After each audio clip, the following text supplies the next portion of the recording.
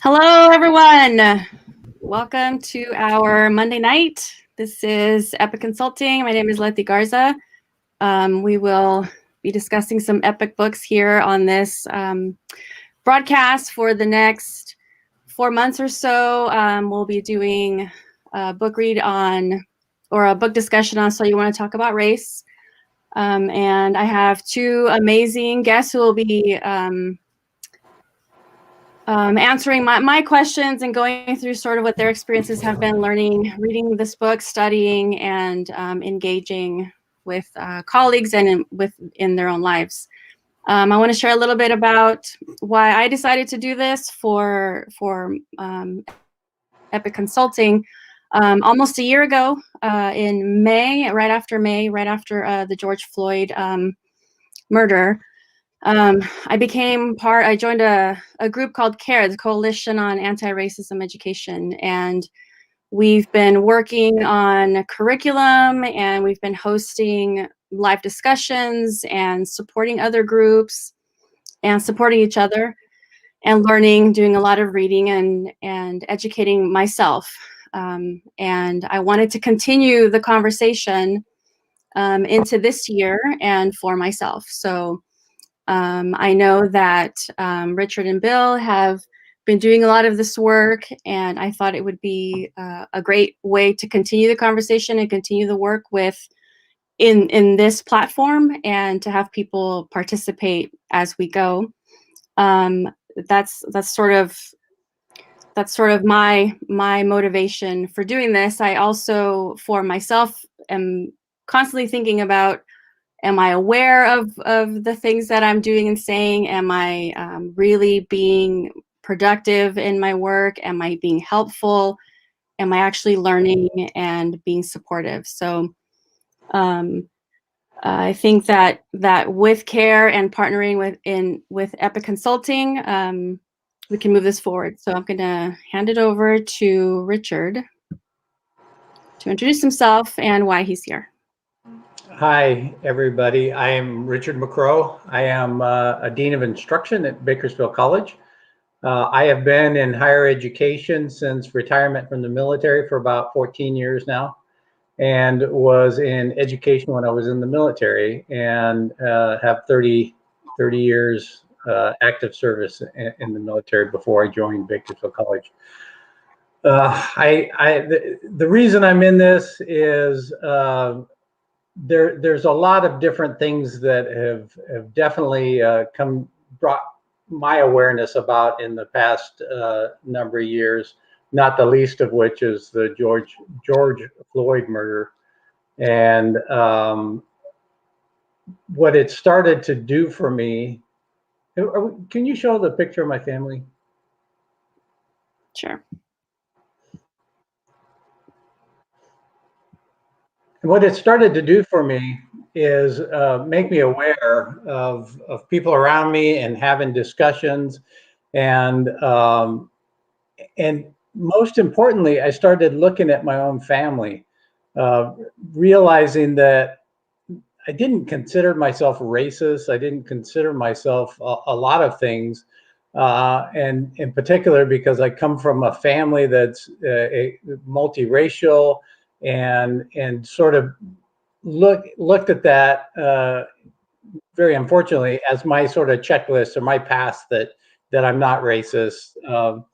And then following the George Floyd murders, and my niece, who's in the picture to the lower left, started voicing her issues as she grew up, and some of the problems that she had. And I think as I became more aware of somebody so close to me that I cared so much about, never considering that she was dealing with the same issues that I hear about all the time and that people are telling me about. And then I started saying, I need to pay attention and I need to start working on myself. And so that's why I'm here. The book was referred to me by both Bill and Letty, and that's why I read the book. It's an exceptional book. It brought a lot of things home for me, and I'm here to talk about those. Thank you. Bill, I will bring up your photo as well. All right. I think Rich kind of cheated. He put about 1 million photos and called it one photo. I wasn't aware we could do that. So I reserve the right to bring up a photo collage at a later date showing more pictures of my family. So honestly, when Letty asked us to do this, my kind of question back to her was, who wants to hear two white guys talk about racial issues? And I still, obviously you look at my family and, all of these are my kids, and they've been a part of my family. Most of them, we brought them home from the hospital, so they're in every way possible. They're my kids, and I love them dearly, and my own journey with trying to wrap my mind around racial issues started. It started prior to the adoption of my oldest adopted daughter, who's now 19. So it's probably been 20 or so years. Like Richard, I'm a dean at Bakersfield College. I've been at BC for going on 23 years now. And I was a faculty before that. So I taught computer science. So I'm a genuine nerd.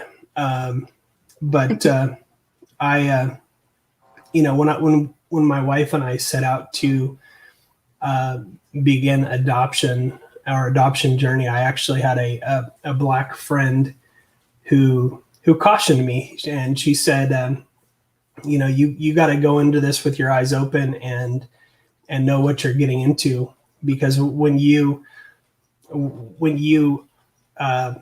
adopt a Black child into your family, it's not just adding a child who looks a little different. It's opening up your awareness to our culture and to our the struggles that we struggle with, and making those sort of your own. And she was right. I mean, I couldn't have even wrapped my mind around it at that time, but it's a lifelong journey for me, and I continue to learn. And honestly, I'm a voracious reader, so I read just about everything I can get my hands on related to race or racism. But Ijeoma Oluo is one of my favorite authors, and her book Mediocre. We may have to discuss that one next, because that's just a mind opener. But this is a great book, and it brings up a lot of issues that I think are really important for all of us to talk about. And if it as part of my journey from just my limited understanding and thinking, it was, the idea was to not be racist, and sort of realizing over time that that's not enough to just not be racist. It's my goal and my mission in life is to be anti-racist, because being not racist is not sufficient. It's not a sufficient use of my privilege and my position, and I can do so much more. So that's just a little bit about me. But honestly, if you see my family, you've seen the most important thing about me, because that's literally everything for me. So, it doesn't seem, seven seems like a lot of kids, but, sometimes it doesn't seem like that many, to be honest. And it's, I was raised by a single mom, and I was an only child. So if you would have told me when I was younger that I was going to have 7 kids, I probably would have freaked out, but I can't imagine not having 7 kids now. So anyway, that's just a little bit about me. Thank you for sharing that. I think it's important to remember. I know we had the conversation about, do we want to hear from two white guys talk about race, but I think it's important that it's always illustrating that that anti-racism journey is a daily thing. It's constant and it's daily, and it's everybody. You know, I Mexican American. I'm Mexican American. My parents are both Mexican. My mom came from Mexico. My dad was born in Texas and on the border. So it was, you know, living between Mexico and the United States. And I don't know what that life is, but it definitely speaks to the way that I'm raised, right? And the way that my mom having to travel here and work here as a teenager. And she's someone who I would love to be able to sit down and really interview and talk about these things, what her experience was coming here as a teenager, and what she experienced, and then what it's been like for her to raise a family here, and never visiting ever again, you know, because when she left, she never went back. And you know, what that is about also. There are all these layers to that immigrant story. So I wanted to also point out that as someone who is Mexican American and light skinned, we can talk about this. We will talk about this. But the whole idea of passing, for me, you know, passing as white in a lot of spaces is it's relevant to what you're saying also about what the experience is of two white guys, because that a lot is going to feed into my experience, right? The kind of privilege that I had, even, you know, in my own family, because I look different than a lot of my own family members. And so that feeds into a lot of that too. And then I only have one son, so I have one child, and he also very much, you know, fits right in, like all American boy with blue eyes. So that he's not going to have any of the same issues that my own father had and some of our other family members have. So I think it's important to always be aware of that and keep talking about it. And it's relevant to all of these topics. It's relevant, and that awareness and understanding. I wanted to go into a little bit of what Oluo said in the preface about the articles that she started writing. I don't know if how much either of you made note about that initial push for her and what became this book, because I think we've all talked about this, why there's always so much conversation and not a lot of action, or at least how long it takes to get there. So I wrote down that she says she wrote articles from that frustration that built up, and then created this book came out of that. So her sentiment about having conversations about, quote, real issues, for example, on social media, where people are constantly trying to voice those opinions and bring people into those discussions, but then we're talking in circles and not really saying anything. And what does that look like in a college setting or in a family, even? Like if either of you have had those experiences in your workspace or within your own families. Well, I think, you know, in my workspace, it's the part's easy enough. I tell you, the in her book, when I read the preface, I just thought, uh-oh, you know, because I saw many mistakes that I made, and I think not the least of which is, you know, thinking that if I had questions about race, let me just ask the nearest black guy, or black friend, and how much I abused that. And I like that she says, you know, go Google it, you know, just right away. Like, it's whose responsibility is it, you know, and it's mine to learn and read. And so just in her preface, I think the invite to say, okay, this is your chance. Let me tell you what it is from my perspective. And so it was a good kickoff for me. And also pointing out that, you know, black people aren't the therapists for all white people trying to get through this. I'm like, okay. And that's before we even get into the meat and potatoes of the book. And I just thought that's right. I got to start thinking and realizing that it's my responsibility to do my own research.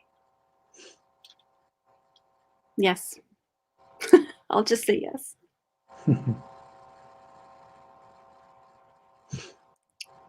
Bill, do you want to add anything? Well, I think this book has a lot of value, and I think some of the things that she brings up in the preface sort of speak to some of the problems that we have with regard to talking about race. I mean, I know that in a lot of even our institutional conversations about race at BC and racial equity and what we can do to provide an equitable environment for our students to learn in. A lot of the difficulty in those conversations sort of stems from everybody not having a common ground or a common basis for having these discussions. Like, I mean, it's difficult sometimes for an institution to even agree on what racism is or what that word means. And it's a loaded word. I mean, you look at like Ibram Kendi's book, How to Be an Anti-Racist, right? And he talks about what racism is. And it's the racism that he's concerned with isn't the one that we typically associate with racists, like the KKK out in their hoods, or the marches with the torches and the racist rhetoric and that sort of thing. And of course, that's horrible, to say the least. But the racism that we're really talking about, and the racism that Oluo is talking about, is a much more subtle, much more systemic, very widespread, very embedded racism. And in a lot of ways, that's much more insidious. So I think it's useful for this book to exist because it gives us a starting point and some parameters for having some discussions about racism.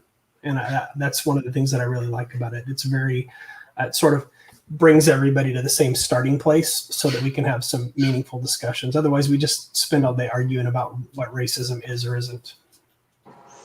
Right. And so this first chapter, I think, I just was talking to a friend today when we were talking about this book, and she's not in our time zone, so it'd be really hard for her to join us. But we talked about how it was sort of an easy read, easy to understand for her, she was saying, because it made her aware of things that she wasn't considering. And like, for example, understanding the definitions of words. But like this first chapter, when you sort of have to think about believing what people say to you and what they're dealing with and what they're feeling, right? And the conversation or the question of what is racism will come obviously in the next chapter, but that the first chapter is it really about race? Is it about race? Before you even talk about, well, what does racism actually look like? What is it? Racism? Is it really about race? And I mean, I do like the 3 points that she illustrates, but I want to give you two a chance to sort of go off of your previous conversations and what you have pulled out of the chapter. Is it really about race? And how do you address that when someone asks, is it really about race? Yes, always. Yes, it's about race. If we're asking the question, the answer is probably yes. I mean, right. The reality is, yeah, if especially if it's a white person asking the question, it's most definitely yes, it's about race. There are two statements that she makes in this first chapter that I think are worth the value of the entire book. The first one is that race is a social construct. It's a lie told to justify a crime. That race is a lie told to justify a crime, because race is a social construct. Race is really without meaning outside of the social agreement that race exists. So it's a lie that people have told to justify a crime. The second statement that she makes in the same chapter, just barely down the page from that, is that racism is perpetuated on a promise that they exist so that they exist to have less so that you can have more. And that's what keeps racism alive. And that's what keeps systemic racism moving. And so to me, like, I could stop reading right there and walk away a completely changed person, because to me, if what keeps racism moving forward, if what perpetuates racism is a lie that says somebody else exists specifically to have less so that I can have more, then the antidote to that, right, is me being willing to have less so that they can have more. That's the reversal. And to me, as a white guy, like, that's my life mission now, is to ask myself constantly, how can I be willing to have less so that they can have more? Because in the end, as Oluo says in her book, we're dealing with finite resources. There is a limited amount of money. There's a limited amount of food. There's a limited amount of healthcare.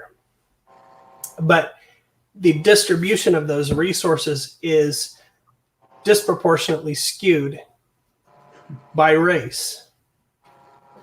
So in order for somebody else to have equity,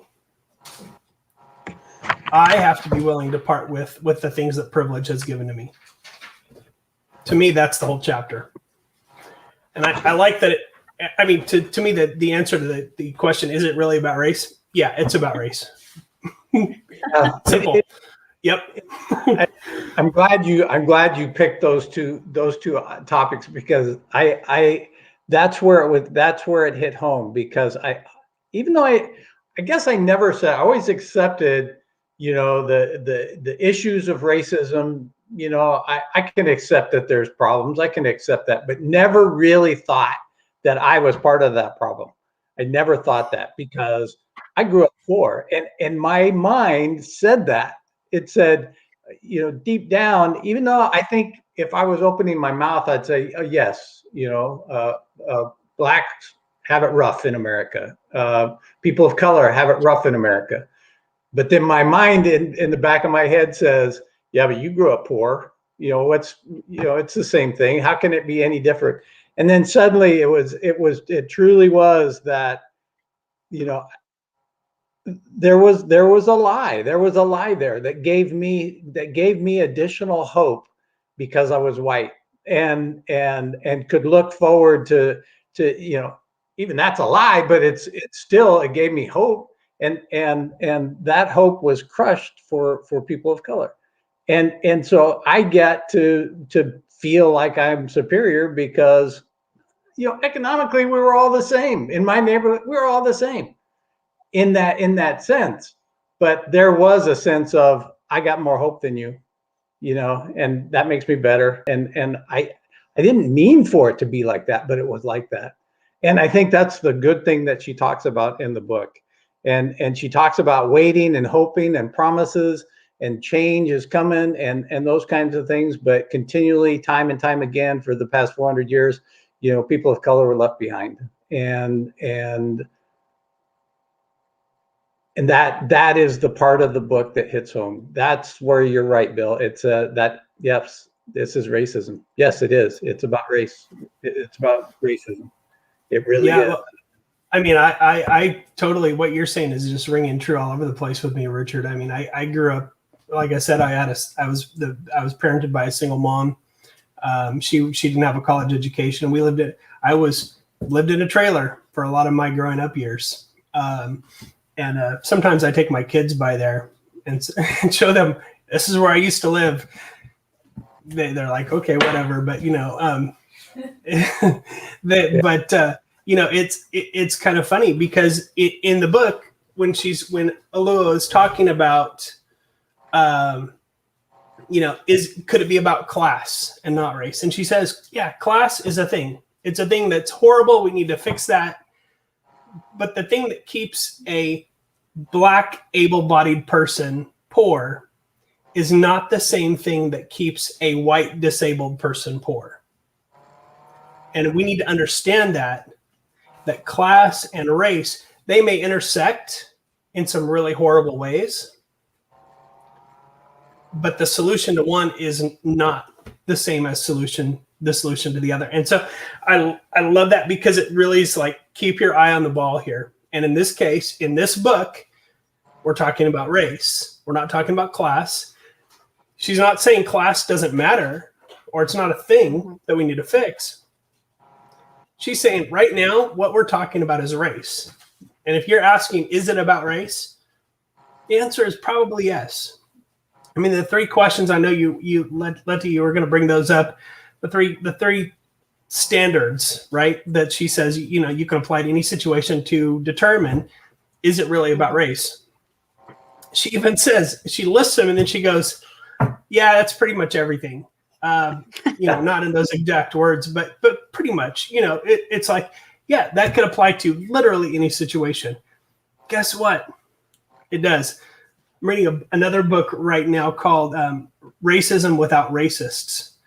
And if you like data, it's just like, it takes data by the shovelful and but it's astounding the scope of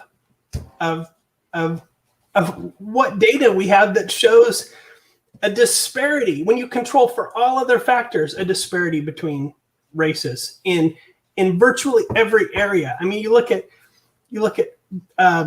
incarcerations. That's a free one, right? We know that Black people are pulled over more frequently than white people. Of those people that are pulled over, they're arrested more frequently. Of those people, they are injured more frequently. Of those people, they're put in prison more frequently. Of those people, I mean, it's just like subset of subset of subset. As long you could drill down forever until you get to capital punishment, and you see that of people on death row, Black people are executed more at a higher rate. It's just, how can you look at that data and say that there's nothing going on here? I don't know. It's astounding to me. But if you take that and you say, okay, either you're racist or you're anti-racist, because being not racist is there's no category called just not racist, and that's okay. Either you're anti-racist or you're not anti-racist. And so it's kind of, it's a pretty polar binary issue for me at this point. I think I was not racist for many years. It's a luxury that white people have of believing that we can, I'm just a nice guy and I have Black friends, and it's just like, I was so dumb. I mean, not that I'm not dumb now, but I'm trying to be less dumb. That's the main thing. Yeah.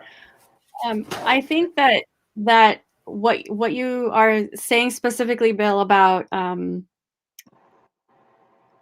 line's been drawn and you can't go back. I feel like, to me, it seems like white people who don't want the status quo to change, and they don't want to have these conversations, and they may read this book with, some, I guess if they're going to pick up the book, maybe they will read it. I'm not sure. But she talks a lot about, I think it's on the same page. I was trying to flip through it real quick, about what you were mentioning, where she talks about white supremacy being like a pyramid scheme. And so there's that lie, right? That somebody is benefiting while someone else is doing, the hard labor. And to me, the other side of that is, once you hear that, And once you read those sentences the way that you two were even now reacting to how you felt, like you're showing us again, like, this is how it made me feel when I read those sentences. How do you go back? How do you ever unsee those words, right? How do you ever pretend you don't know? How do you do that? It's like the Matrix when he offers him like the red pill and the blue pill, you know, it's like, you can't, once you know that the Matrix is real, you can't unknow that. Right. So then you're forced to either accept that you're just a really horrible person once you really have that knowledge, or you do something about it. I mean, I don't know what level of lying to yourself it would take to actually unknow that. I mean, I can tell you, growing up as a white male, which is categorically the worst offender in every category, right? Racism, sexism, like all of it. It's really easy to tell yourself that, hey, I'm a good person. I treat everybody the same. People achieve things based on their merit in life. And if you the American dream is real, and if you try hard enough, by golly, everybody has the same chance. It's easy to tell yourself that lie until somebody, when you pull back that curtain, I don't know how you put that puzzle back together again. I mean, it's just like, it's a choice. You make the choice to close the curtain back up and tape it together so that you can keep benefiting. That's some hard work. That's some hard work. I don't know. Maybe I'm just bad at lying to myself, but I think if you really see and understand, I mean, it's been a progression for me. I can tell you, I always thought I was a pretty good guy, or whatever. I'm one of the good ones. But I look back at stuff that I said and thought 10 years ago, and I'm like, well, that's kind of embarrassing, but not kind of, just totally embarrassing. But it takes walking through a convenience store behind my Mexican son, who looks very Mexican and doesn't look anything like me. But I was 5 steps behind him, and I watched the clerk follow him around the store suspiciously, and I've seen it multiple times, and I've had to bite my tongue watching other white parents come up and touch my black daughter's hair. Oh. Just wait till we get to that chapter. Oh, I'm excited. I've got some feelings about that. Yeah. But not everybody's lucky enough to have the window to the world that I have with my family. But I think if you pay really close attention and you take the time to read authors like Oluo and Kendi and Austin Channing Brown, and I mean, there's so many great Black authors out there that are writing about their experience. You don't have to pester your Black friends to have them explain racism to you, because there's a whole army of really, really just brilliant people out there explaining it for us, plain as day. Mm-hmm. You just have to do the work. I think too, Bill, when you're talking about the level of abuse that Black people suffer in our society, and it happens over and over again, and she talks about that in the book, and it continues. And I think of things like, when we talk about child abuse, if we knew that a child's in a home that they're being abused, we don't tolerate. We just say, we step in, we intercede. I wanted to read this, and I hope that's okay, because I'm not a really good reader, but let me. I want to read this paragraph, and then talk a little bit about it, if that's okay. Right. She says, and can you hear me all right? Often, being a person of color in a white-dominated society is like being in an abusive relationship with the world. Every day is a new little hurt, a new little dehumanization. We walk around flinching, still in pain from the last hurt, and dreading the next. But when we say, this is hurting us, a spotlight is shown on our freshest hurt, the bruise just forming. look at how small it is. And I'm sure there is a good reason for it. Why are you making such a big deal about it? Everyone gets hurt from time to time. While the world ignores that the rest of our bodies are covered in scars, but racial oppression is even harder to see than the abuse of a loved one, because the abuser is not one person. The abuser is the world around you. And the person inflicting the pain in an individual instance may themselves have the best intentions.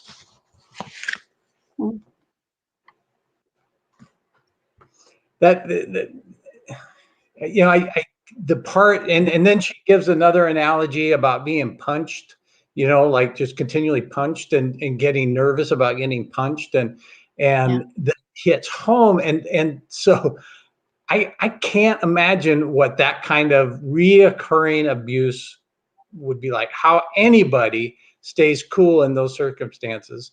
And so that's where I was like, from the empathy standpoint of like, holy crap, you know, what is going on? Why am I just standing by, not doing a thing about this? And so, I mean, when I was a kid and got in a fight, I was probably about 15 years old, my first fight, and a guy punched me in the jaw and just, you know, knocked me to the ground. And I just covered up and ducked and headed the other direction. But I will tell you, I've never been hit in the mouth since, because I've never been in a fight, because I do not want to go through that experience.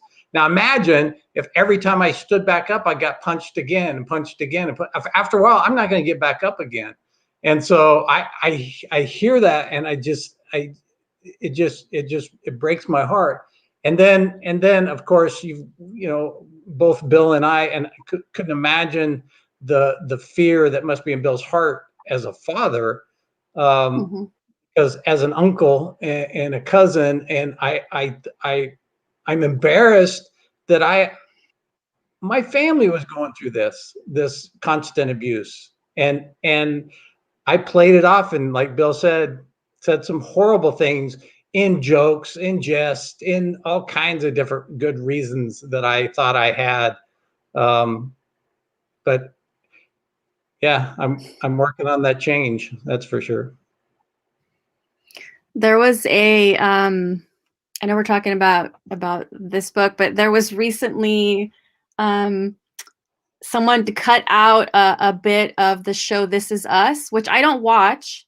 I don't know if either of you watch it, but the show This Is Us, where there was a scene between Sterling Brown's character, and I don't even know their names in the show, his character and his sister, and when he's describing what you're saying, Richard, about, I've been dealing with this my whole life. For 40 years, I've been dealing with this.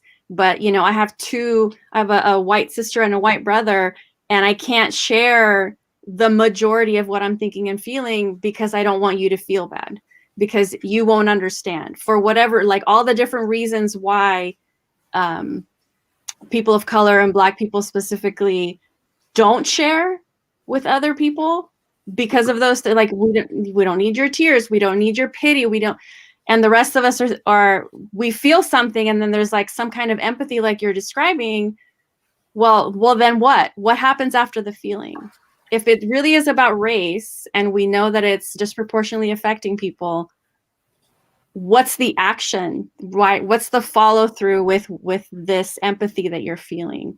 We talk about radical empathy and care a lot, and every expert, every book, every video, every webinar that I've attended, and I'm really, you know, trying to learn, they talk about you can't be talking about empathy as a singular feeling and also not attach it to some kind of action. What is it that you're doing once you've learned and felt?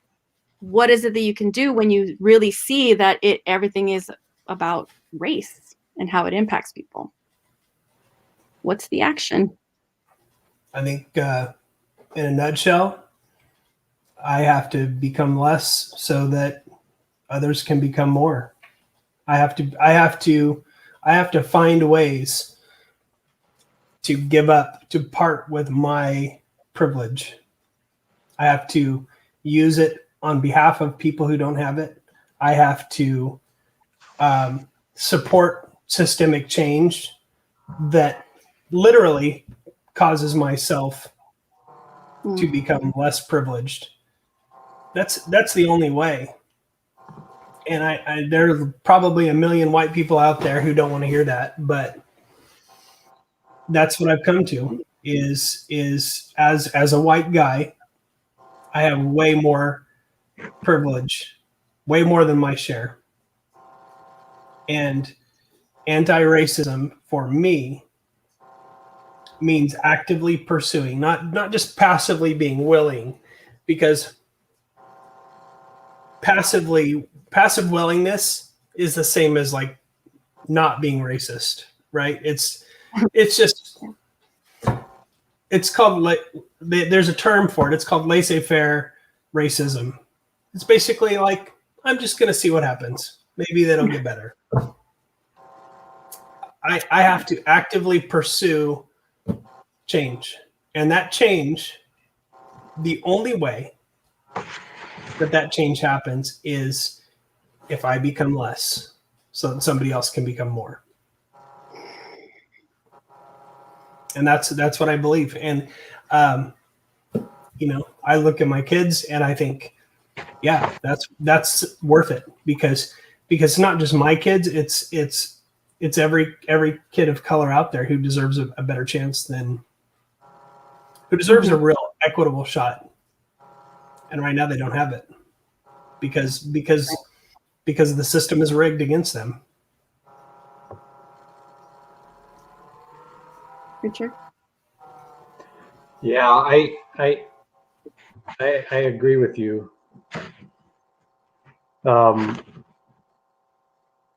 I think too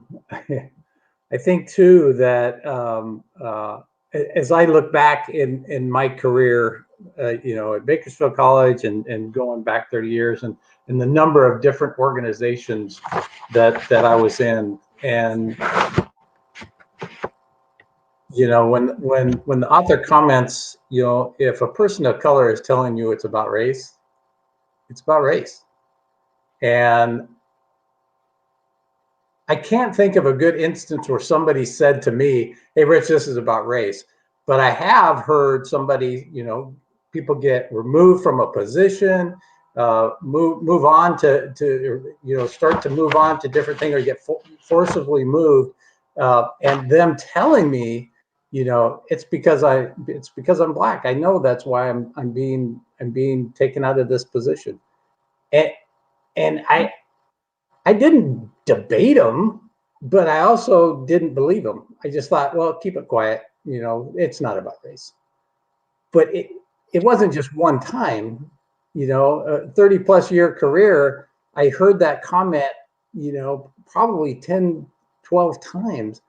And I don't think I ever believed it. And that really pains me. Wow. Because now I'm thinking back, like, what happened? I could have inquired more. And I don't think people go out of their way to intentionally say, well, not all people, to intentionally be racist. And I think, Bill, you talked a little bit about that. It's sort of the middle of the road racist, the one that doesn't understand their own bias and then is offended by somebody's reaction, or a person of color's reaction, because it was too loud, or and some of the other things the author talks about in the book. But people get fired for being too loud, and they're removed from their positions, or they're convinced that they should leave and they're not good enough for that position. And I've never felt in my career and the jobs that I've had that I was always the perfect person for that job, that I was the best. I never felt that, but I always never had real problems getting positions. And I think back, and a lot of it has to do because I'm big and tall and white. And so congratulations.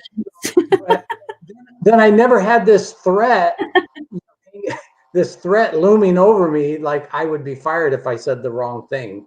I always felt like there was sort of an understanding, especially when you're new and said some wrong things because you were new, or did, screwed up a little bit because you were new, there always seemed to be forgiveness around.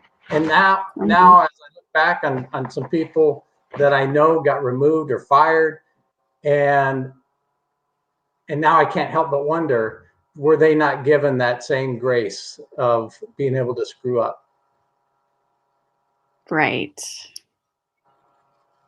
That kind of leads to her third point, though. I'm going to put it up on the screen, about how, if you're, like you're saying, if I'm thinking about this pattern that I saw over my career for these different people, maybe 10 different people in 10 different positions, it's a pattern even just for you. You can imagine what that person themselves saw in their own life throughout their own career, what that pattern was for themselves. So when she talks about, class, and then breaks down like the economic argument, I think when she's talking to her friend at that coffee shop, and they have that conversation about, well, maybe it's about class, and then you bring poverty into it, and it's like, no, like, let's use that book that Bill brought up. Let's look at some actual data across the board, what is actually happening. Like, we can see it happening,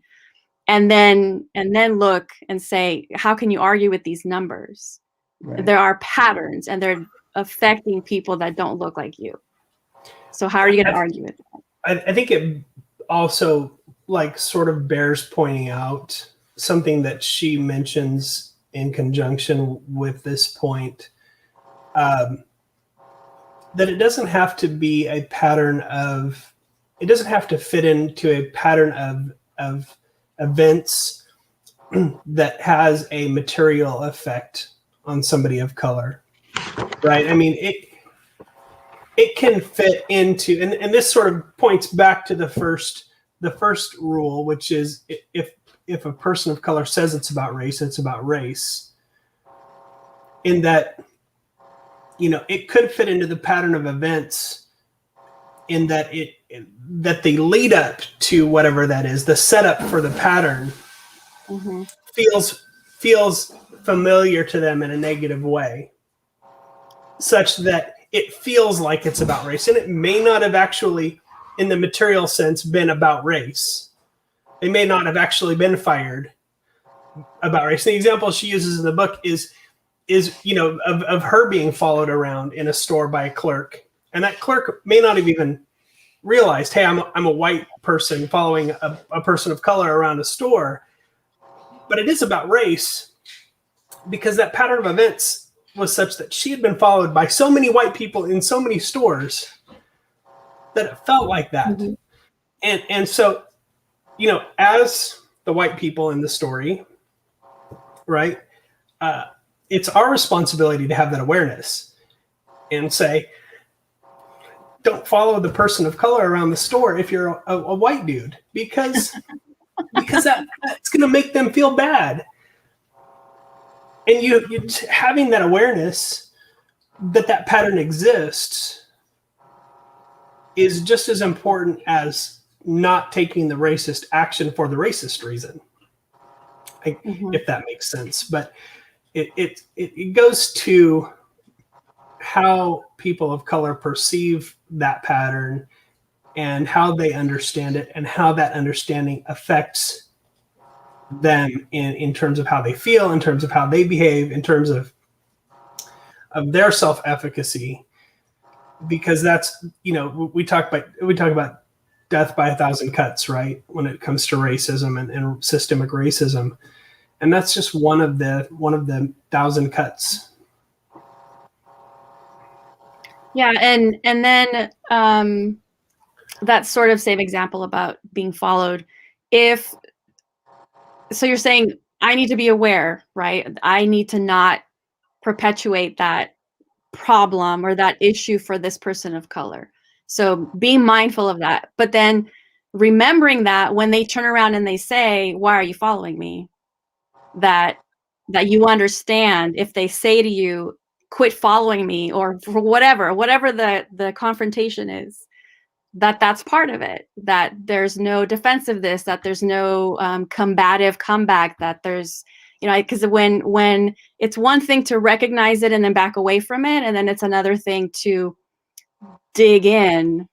I'm not doing that. What are you accusing me of? Right. Yeah. So that, I think that's like when it escalates is when a lot of us have to kind of think like, okay, what did I just say? What did I just do? What space am I in? What were my actions that created that, for that negative situation for the other person? Yeah. That's where, yeah. I think it takes coming from a place of real humility, because there are so many things that I'm quite sure that I don't know that I don't know.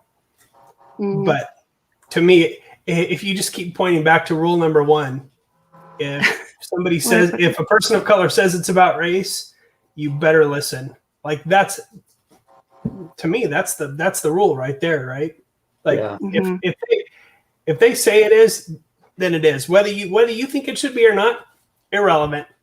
Nobody should listen to what the white guy thinks about whether it's about race or not, ever. Honestly, my opinion doesn't matter here, because I'm not the person that's affected. It's my responsibility to fix this, not to judge it.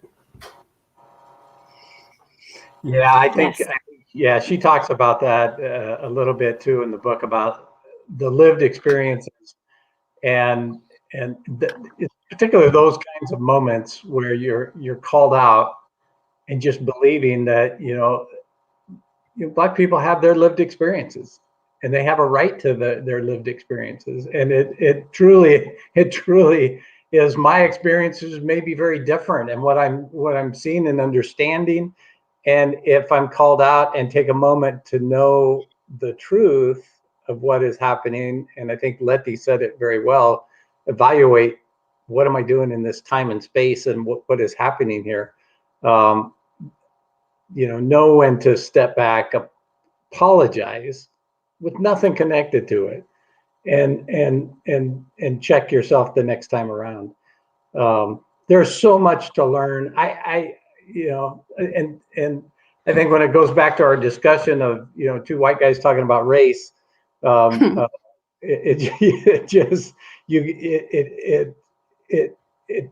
constantly, even sitting here sometimes wondering, as I'm reading the book and wanting to defend myself, but thinking, the person of color is telling me this is about race. It's about race. The author, a person of color, is telling me these things are about race. And so I think more and more, this is chapter 1. Imagine what's to come. but truly, I'm feeling, that uncomfortableness that she sort of gave us heads up about in the intro, and trying to sit with my comfort as I'm reading through this, because I've played these white people roles that we talk about often in my lifetime. And it is what it is. And I mean, I can feel the uncomfortableness in my heart, and I want to be better. And from a selfish side, I want to be better for people in my family. But for the community and the people that have suffered in our community, I think enough's enough. And so action, I'll know it when I see it, and I'm paying attention more and more and questioning things more and more. Yeah, thank you for that. I guess we can, we're coming up to the hour, and I don't really want to keep all of our fans on any longer than 8 o'clock. I'm going to go ahead and put up next week's chapter, What is Racism? This will be next Monday, again at 7 p.m. And I just like here at the beginning of this, I love that she started the book the way that she did, because it gets you thinking about all of these things before you even start thinking about how are you going to define racism.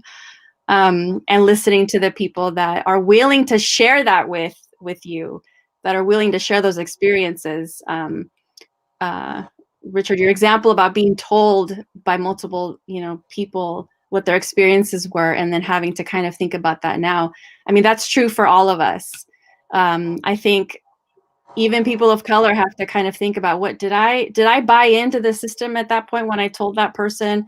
And then when we get to the chapter on intersectionality, there's like a whole other level, all these other levels of ways that we're not supporting each other. So that'll be interesting. Also, we've got some great people wanting to come in and talk to you guys about that. So that will be fun. But next week, what is racism? And then I want to share the website for CARE, the Coalition on Anti-Racism Education. There are resources there and connections to some prison reform organizations that we're partnering with, and links to the recordings that we do every week for Thursday nights. It's a 2-hour session, and then Fire Fridays interviews. This series is on women in education with a lens on racism as well. So that's that. And with that, we can say goodnight and meet everyone back here next Monday at 7. Thanks, guys. Thank you so much. Bye.